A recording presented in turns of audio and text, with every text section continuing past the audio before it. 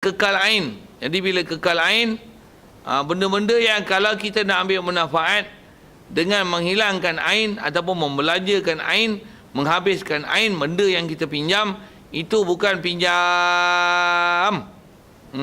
Itu apa? Itu minta lah, bukan pinjam. Minta gula sekilo, oh boleh. Hutang, hutang boleh. Tu duit boleh tak pinjam? Duit pinjam, tahu tak duit pinjam macam mana? Pinjam RM10. Pinjam RM10. Maksudnya ambil duit ni, duit nak manfaat apa? Pinjam maksudnya nanti pulang duit tu tahu. Duit yang sama tahu. Putus state. Ataupun aku tak biasa tengok RM10. RM10 ni nak $10. Aku tak biasa tengok $10. Tengok, pinjam lah. Nak tunjuk ke anak-anak murid aku $10 macam dia apa. Tengok, belik. Wah, belik. Lepas tu, nah, terima kasih lah. Itulah pinjam. Kalau duit, ambil, belanja, untuk bayar balik, itu bukan pinjam. Hutang. Jadi dengan bank tu bukan pinjam. Hutang. Sama lah, bukan saja bank. Istilahnya apa benda yang kita ambil manfaat, bukan pulang benda yang sama. Kalau pen saya tengok pen saya pinjam, pen ni lah saya pulang, bukan yang ni saya pakai saya buang beli pen lain pulang. Bukan. Kalau macam tu maksudnya kita merosakkan benda pinjam orang. Berdosa besar. Memang dari si hukum kena ganti. Tu cerita rosak-rosak lagi tu yang panjang sikit kan tu. Pensil memang kita pakai pendek, nak sah. Nak pakai dia, kena potong dia, boleh pakai. Pinjam lilin, makin pendek, lama-lama habis. Itu kan pinjam.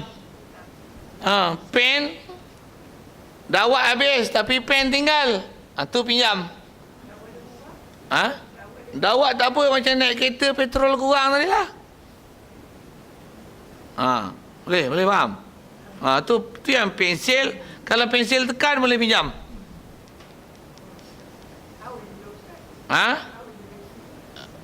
Tu pensil dia punya karbon, tapi batang pensil tak kurang. Kalau pensil macam ni, habis dia.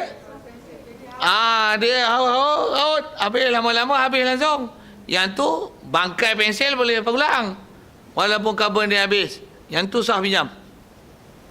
Kita pinjam kambing, ambil susu, boleh pinjam. Pasal kambing tak luak. Yang luak susunya. Cuma susu tu kita ambil, itu dia panggil mehna, apa dia panggil? Allahumma salli ala sayyidina. Manhah. Dia panggil manhah. Manhah ni pemberian manfaat yang terasing yang diambil daripada benda-benda yang kita pinjam. Kita pinjam kambing tapi ambil susu. Susu yang kita ambil tu manfaat daripada kambing yang kita pinjam. Ambil susu kambing macam tu dia panggil manhah. Macam mana pun asal dia istilahnya pinjam. Pinjam kambing sah pasal kambing muka luak. Ataupun kambing kita ada betina, pinjam kambing jantan dia buat benih dan buat pembenihan. Boleh sah pinjam. Itu benih dia yang tercerai daripada dia tu macam mana? Itu istilah manhah. Tapi sah pinjam? Sah.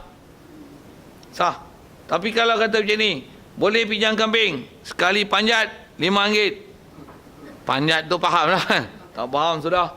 RM5. Tu bukan pinjam, itu sewa.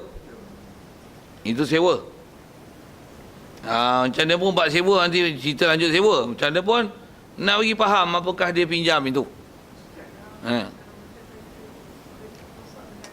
Ya.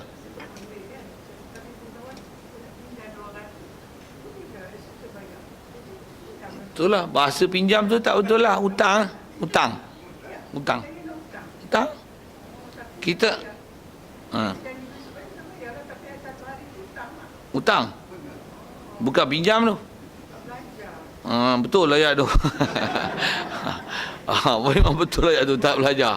Itulah kata kita dah biasa guna istilah yang kita tak pernah belajar. Ni tu ke Itu pinjam ke? Tak, tu hutang. Oh, ya ke? Hari ni waktu hutang. Dok rasa selalu pinjam. Pasal kita pulang balik. Pulang pinjam ni pulang benda yang sama. Baru pulang tu nama pulang pinjam. Kalau pulang benda yang kita dah habiskan, pulang benda lain yang kita ganti, itu kan pulang, itu adalah hutang. Katalah nak masak nasi. Tengok-tengok beras tak ada. Baru teringat beras tak ada. Panggil jiran. Kita sebut je lah. Pinjam beras lah. Pinjam beras. Pinjam gula 2 kilo. Ada tak gula? Pinjam beras 2 kilo. Pinjam beras 2 kilo. Tak betul pinjam beras 2 kilo. Tu kita tak belajar. Tapi memang kita guna bahasa pinjam. Betul? Pinjam gula. Pinjam kopi kau. Pinjam kopi. Jangan kata kampung. Bandar kopi je. Memang itu bahasa kita pakai. Salah dari segi istilah. Dan dari segi bahasa pun salah. Dan kita pun ikut salah tu. Pasal pada kita pinjam. Syarak pun salah tu. Kalau istilah akad, dia termasuk akad batil. Pasal benda yang tak boleh pinjam, tapi kita akad pinjam. Batil. Palsu. Tahu akad nikah. Bapa akad nikah anak, dia kata macam ni. Aku pinjamkan anak aku dengan kau. Akad kau. Dengan mas kahwin RM200 tunai. Okey tak? Kenapa?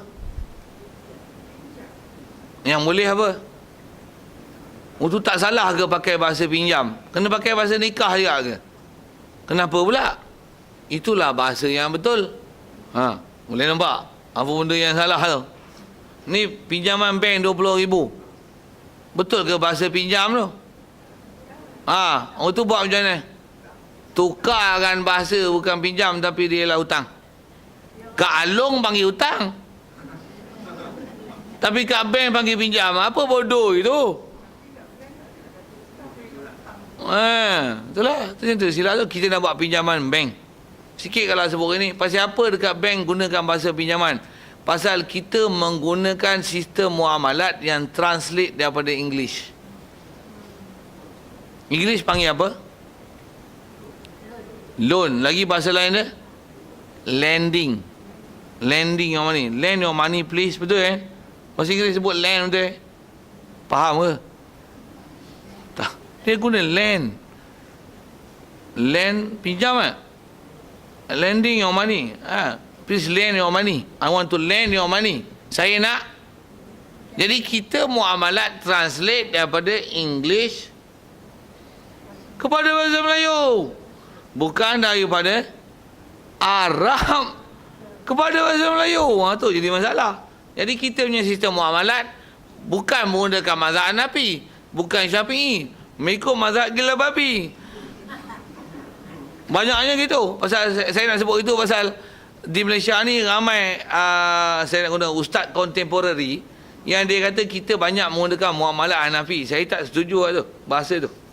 Dia bukan mazhab Hanafi. Banyaknya mazhab gila babi. Pasal apa gila babi? Pasal tak ada pun pakai mazhab-mazhab Syafi'i Hanafi. Tak ada pun dalam muamalat kita. Bahkan muamalat dia betul-betul daripada orang putih punya muamalat. Sistem yang konvensional orang putih punya. Tak kira sama ada akaun simpanan tetap apa. Semua bahasa dia ialah bahasa orang putih. Dia memang bahasa ekonomi kita. Tak ada satu pun yang kita pakai sebenarnya daripada syarak tau. Semuanya memang copy and paste daripada orang putih punya sistem. Kita realisasikan dalam masyarakat kita. Cuma translate ke bahasa Melayu. Yang bahasanya lending, pinjam. Semua bab. Overdraft, pinjaman, faedah, apa. Semua adalah istilah orang putih yang translate ke bahasa Melayu. Lani yang bunyi sikit, Ar-Rahnu. Nama Ar-Rahnu, tapi ada yang terdedah setelah kita bicara lepas. Tapi masih menggunakan definisi orang putih untuk memahamkan Ar-Rahnu. Begitu juga cas-cas yang dikenakan. Casnya adalah cas riba. Bukan cas Ar-Rahnu di atas nama gadai. Ada isu kita dah bicara. Tak ada tobat ngaji lain, tak ada tanya lain. Apa benda yang kita dah sebut tu. Satu dia kena susun semula. Bab-bab muamalat kita ni. Pasal sekali lagi sebut tu yang saya berani kata gini apa? Umumnya sistem muamalat kita, sistem muamalat ni memang sedikit sangat yang atas nama Islam. Satu kita baru terdedah dengan jual beli, baru beli jual, baru. Tu pun boleh jual yang tak cukup syarat. Beli jual apa, beli jual itulah. Saya beli ya ustaz, saya beli ustaz. Walaupun fahamlah ya ustaz tu maksudnya munadahnya tu. Saya beli ya ustaz. Tapi maf'ul itu mahzuf. Terpaksa pula kita takdir dengan kaedah-kaedah nahwu. Saya beli ya ustaz, maksudnya saya beli kitab wahai ustaz. Saya beli ya ustaz, saya jual dengan harga RM35. Bukan jual saya. Maf'ul yang tak disebut tu, yang maklum tu, tu yang kita terima sebagai benda yang dijual. Terpaksa kena andaikan pula, bagi betulkan muamalat tu dengan kaedah-kaedah takdiri, dengan kaedah kita belajar nahwu. Tuan-tuan tak faham saya sebut apa, dengar saya sebut apa tu. Terpaksa bagi betul. Patutnya bukan macam tu. Saya beli buku ni. Kalau buku, saya beli buku ni dengan harga RM25. Saya jual dengan harga tersebut. Ya ustaz. Bawah belakang. Kalau ikut tak ada ya ustaz tu pun tak ada apa. Cuma kita budi bahasa lebih, tapi ilmu kurang. Budi bahasa tak mana? Ya ustaz. Tu budi bahasa. Saya beli, saya jual. Ilmu kurang. Beli apa, jual apa? Tak tahu. Tak sebut dalam lafaz. Tak mention dalam lafaz. Saya selalu buat misal ni, akad nikah, sah lah macam ni. Aku nikah dengan kau, aku terima. Okey tak? Ada tak orang akad nikah itu? Tak ada Kenapa jual beli itu? Saya beli saya jual. Aku nikah, aku terima nikah. Ada tak orang macam tu? Tengok majlis akad nikah tu ada kan? Pergi tengok ada orang akad nikah macam ni. Aku nikahkan nikah, aku terima nikahnya. Ada macam tu? Dia mesti mention, aku nikahkan dikau dengan anak perempuan aku. Anak pula ramai. Nama siapa? Joyah, Joyut, Boyah, Boyut, apa, Bubuh nama. Binti ni dengan mas kahwin. Sebut tu. Kalau ikut shake hand pun bukan syarat, tapi shake hand. Entak lagi. Aku terima. Sah. Tu sampai terah tu. Baru betul. Cuma kita dah diasuh dengan betul bab munakahat. Muamalat, dengar ni, tak pernah disentuh dalam masyarakat ini. Tiang, beli jual. Sampai dengan mesin pun kita beli. Lepas tu air tak keluar. Mula kita ngamuk ke dia pasal kita jual beli dengan orang yang tak sah muamalat. Apa hukumnya? Jual beli batil. Tu hukum munam bazah, campak-campak. Aku campak kat dia, dia campak kat kita. Tu pun campak dengan orang ghairul akil. Dia tengok elektrik tak ada, macam lebuh. Macam mana pun dah muamalat. Apa risiko yang ada tanggung. Macam mana pun dari sisi hukum, kalau ikut dari sisi hukum muamalat lah. Tak usah belilah air tu, belilah air lain. Kalau dah tak ada dah, lapor pun benar. Sendiri tanggung lah, cuma istilahnya sendiri tanggung lah. Kalau kata dapat. Dia tengok gelas tak turun, air dia tembak. Zzz. Tak ada benda yang tak ada bawah tu. Macam mana? Habislah lebuh duit kau sikit 2 kupang. Ais duduk bawah ya. Dapat ais je, kutip ais. Tak faham sudah saya sebut apa. Saya sebut tu pasal saya pernah kena. Awak ustaz pun beli juga ya. Saya beli dengan saya tahu hukum. Maksudnya tu tak mengepek apa. Salah kita juga muamalat dengan orang yang ghairul akil. Kalau kata ahli tabarruk tadi tu, siapa ahli tabarruk? Akil baligh. Tu apa? Bila dia baligh? Boleh faham saya cakap apa Bila dia berakal, dia mana ada akal. Dia guna sensor-sensor aja. Waktu macam mana dia nak tahu pulang tak pulang? Di atas apa yang diprogram kat dia. Mula jadi program dia rosak. Waktu risiko macam ni, kau tanggung sendiri, kau muamalat dengan orang yang tak betul.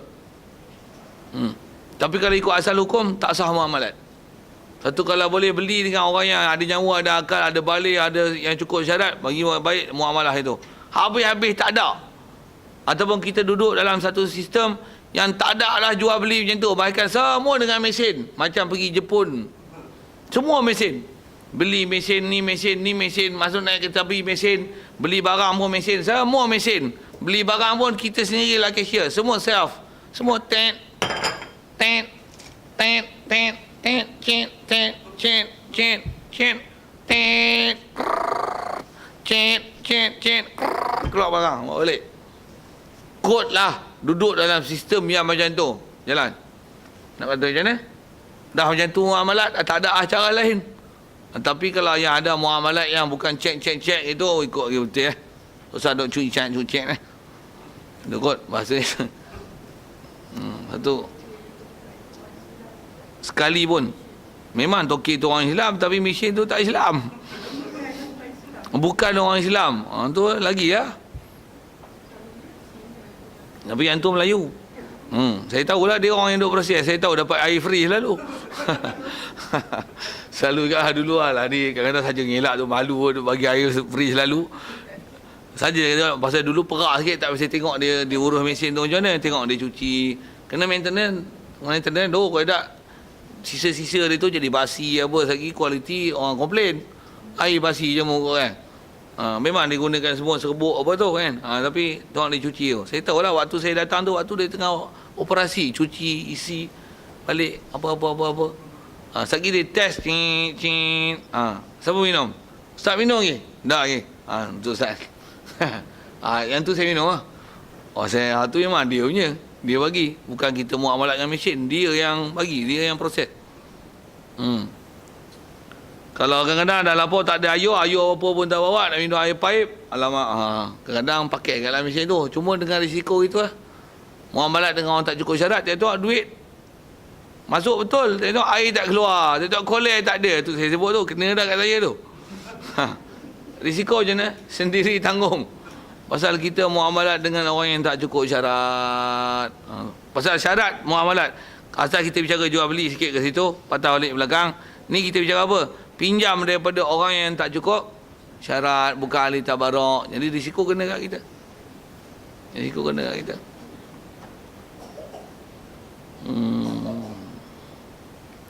Baik, jadi dia lah mengharuskan ambil manfaat daripada ahli tabarok. Apa yang dibenarkan ambil manfaat dengan dia berserta dengan baqa' ain. Jadi semua syarat tu semua kena perhati tu. Mesti ainnya kekal. Jadi ain apa? Benda base yang kita pinjam tu, benda tu jangan luar. Jangan luar. Jangan nak ambil manfaat dengan membinasakan dia, sama ada dengan bakar, dengan raut dan sebagainya. Satu, parang boleh pinjam tak? Saya tengok tumpul buat apa? Asah. Cuma nak asah pasal tuan dia ada. Kalau tuan dia tak izin asah, jangan asah. Pasal itu nanti kalau tambah pula kita bukan ahli bak asah, dia akan merosakkan barang yang kita pinjam. Pasal kita dibenarkan ambil manfaat pakai parang dia. Nak asah, kalau dia bagi izin, tambah pula dia tahu kita pandai asah. Dah pakai itu asah lah. Asah best. Okey, orang asah. Pasal dia tahu kita pandai asah. Kalau tak, pakai je. Waktu dah pakai, mesti mengikut piawaian dipakai di mana. Pakai pisau sebelah ayam, jangan takir tulang. Sumbing weh. Bukan sumbing. Sumbing lah pasal. Saya silap patah tu weh. Saya silap dia tak jadi pisau sebelah lah, jadi pisau takir. Jadi pisau, jadi parang bodoh. Tak boleh. Kancil isi durian. Macam mana? Durian pula bukan bubuh kat bonet, bubuh atas cushion. Macam. Tak boleh. Rosak. Rosak tu. Pula tu lapik dia kulit. Tak pun PVC hancur. Dia kata kau bagi pinjam, aku belasah sungguh Jumpa ni. Memang dia besar manfaat, tapi ma yahilu intifa' bih. Ahli tabarak tu uruf diberi tak mana. Yang ni untuk orang duduk. Kalau lori untuk lori, trailer untuk trailer. Ini kancil. Berapa orang duduk? 5 orang masuk belakang. Ya Allah. Tengok remuk absorber tak naik dah. Rosak dengan istilahnya pakai bukan pada tempat yang makzun. Bayar ganti rugi. Kau tanggung. Pasal rosak menggunakan benda pada tempat yang tidak diizinkan pada uruf. Yang tu jumpa ke depan lah. Macam mana pun sekali lalu tentang apa yang diharuskan ambil manfaat dengannya. Sama ada, saya sebut jadi contoh, kita kalau kata benda tu tak boleh ambil manfaat, memang tak boleh ambil manfaat langsung. Ataupun benda tu boleh ambil manfaat, tapi ambil manfaat mengikut apa yang diizin pada uruf. Lori 3 tan jangan bubur 10 tan. Motor 2 orang jangan naik 5 orang. 5 ni memang over limit lah. Kalau 3 tu bawa anak atas dukung, biasalah tengah tu. Tapi kalau naik 5 orang, 1 driver, 1 dalam raga, 2 di belakang, 2 atas riba. Tuan tengok pun, boy naik motor Metro tu. Tu bini lagi belakang seorang. Tu dia, 7 orang naik motor. Over limit itu, rosak apa-apa, tanggung. Tengok pecah saja, tanggung. Tengok bengkok rim, tanggung. Tengok habis poket.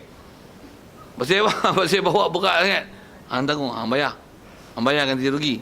Pasal menggunakan barang yang dipinjam bukan pada tempat yang digunakan pada uruf. Tu kena tengok tu. Ma yahilul intifa'u bih. Apa yang halal ambil manfaat dengannya, dia kembali kepada uruf. Biasanya orang izinkan benda yang dipinjam tu ke mana. Ya.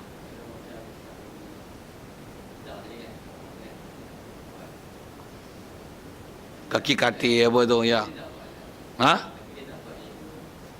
Dia buat benda lain.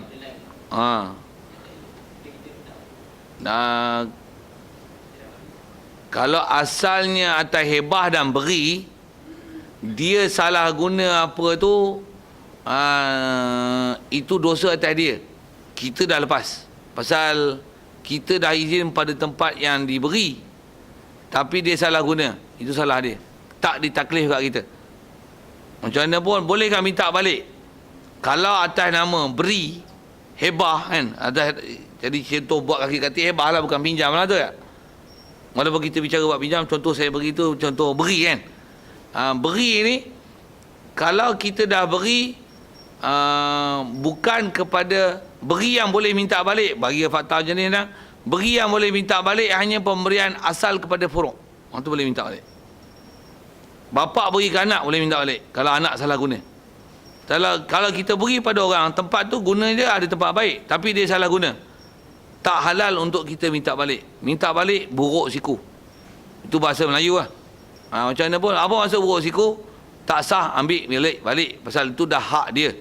Dia salah guna, itu adalah dosa atas dia. Macam mana pun kita beri pada tempat yang sepatutnya diguna dengan betul, kita dah berpahala di situ. Di atas dia salah guna, dosa atas dia.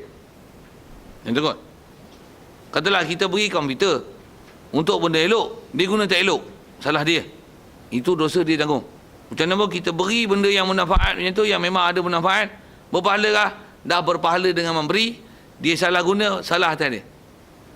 Kita beri, katalah beli dawai apa buat penyedai, dia buat tali gitar, macam mana? Terbalik kan? Dosa atas dia. Kita beli plywood apa, saya tengok dia buat apa? Dia buat benda-benda yang salah, adalah itu. Dia buat patung, replika, pamer kat rumah, salah dia. Orang bagi plywood untuk buat manfaat yang sepatutnya, dia guna pada tempat tak manfaat, ataupun manfaat yang tak dibenarkan syarak, salah atas dia. Macam mana pun kita bagi dia milik dengan pengguna tu, dah sah pemberian.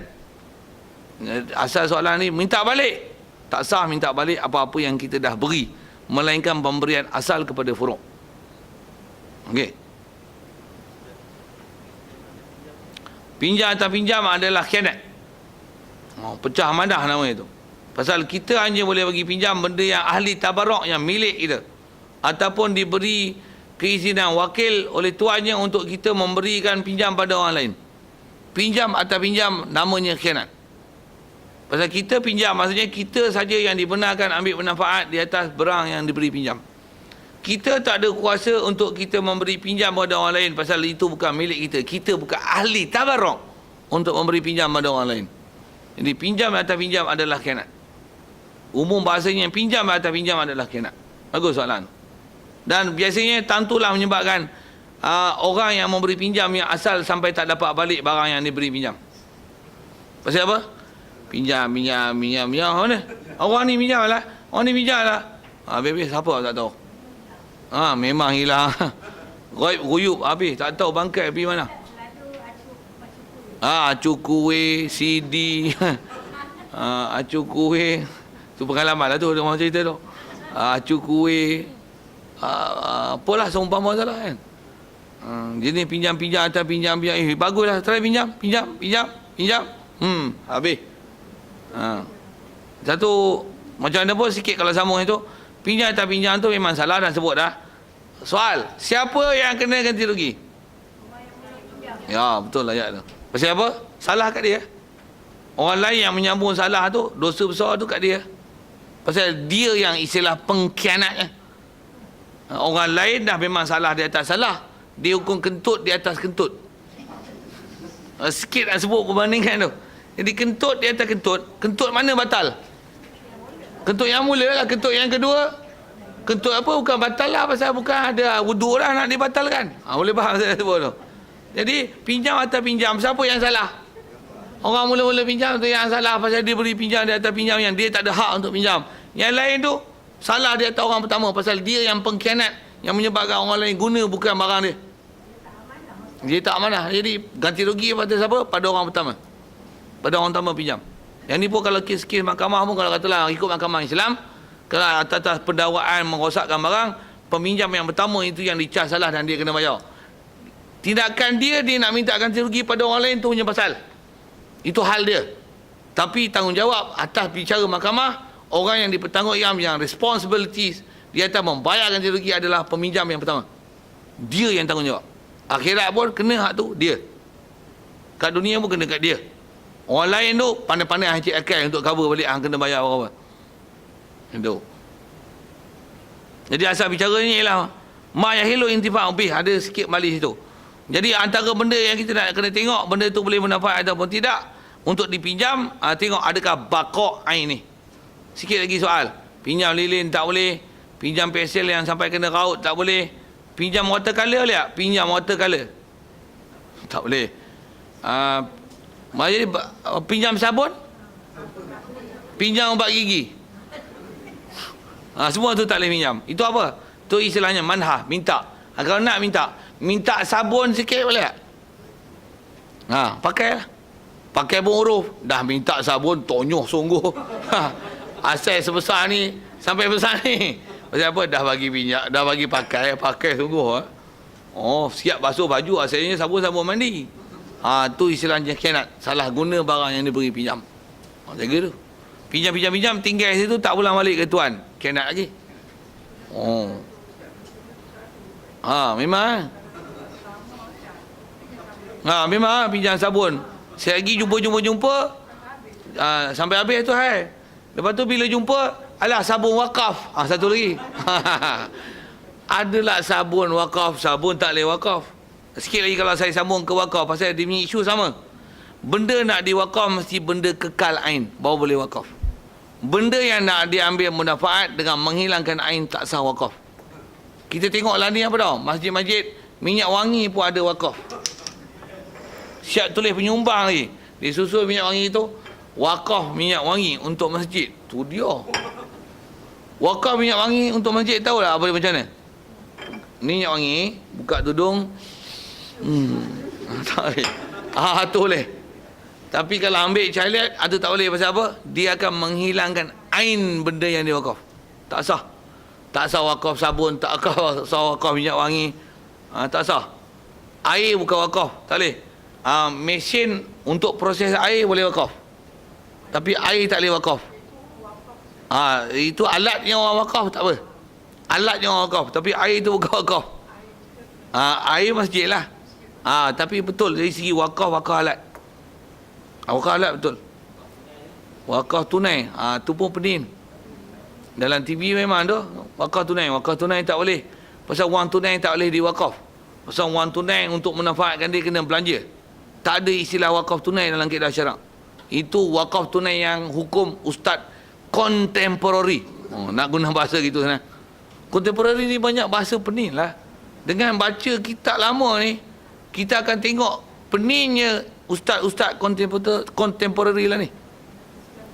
Banyak silap. Bukan banyak, sikit. Bukan sikit silap. Banyak silap. Salah sangat. Adalah wakaf tunai. Wakaf tunai tak panggil wakaf. Pasal wang tunai tak boleh wakaf. Wang tunai istilah pemberian, infak. Nak wakaf mesti benda kekal. Habis-habis tidak, kaedah dia macam mana? Wakilkan wang tunai tersebut untuk diberi benda-benda kekal, untuk diwakafkan dan diniatkan oleh orang yang diberi amanah tersebut. Dia yang akan beli,